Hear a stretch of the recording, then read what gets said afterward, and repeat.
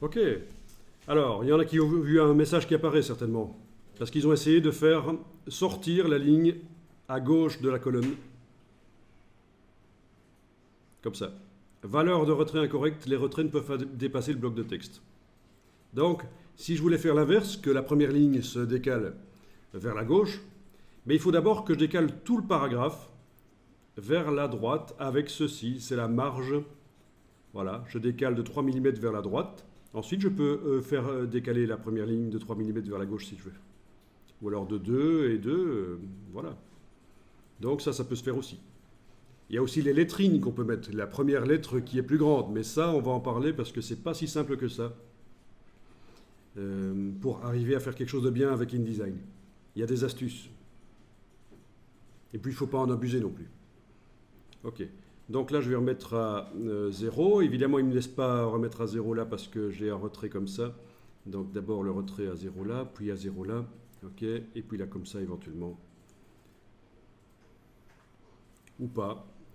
Voilà. Je vais choisir finalement pas faire de retrait de la première ligne du paragraphe.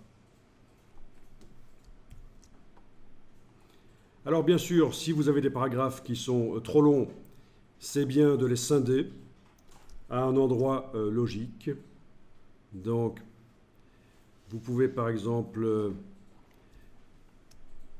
sélectionner avec l'outil texte une partie d'un paragraphe et enfoncer la touche retour chariot et vous avez créé un deuxième paragraphe, vous avez scindé en deux. D'accord? C'est tout simple en fait. Je sélectionne l'espace qui est après un point, j'enfonce la touche retour chariot, l'espace a été remplacé par une balise de fin de paragraphe.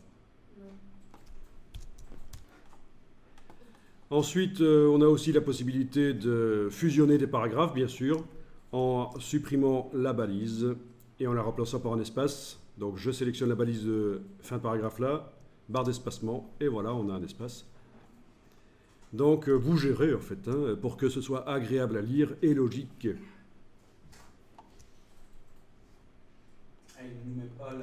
Ah non, il ne met pas d'office la majuscule au début d'un nouveau paragraphe.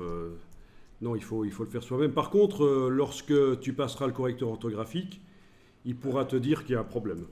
Voilà.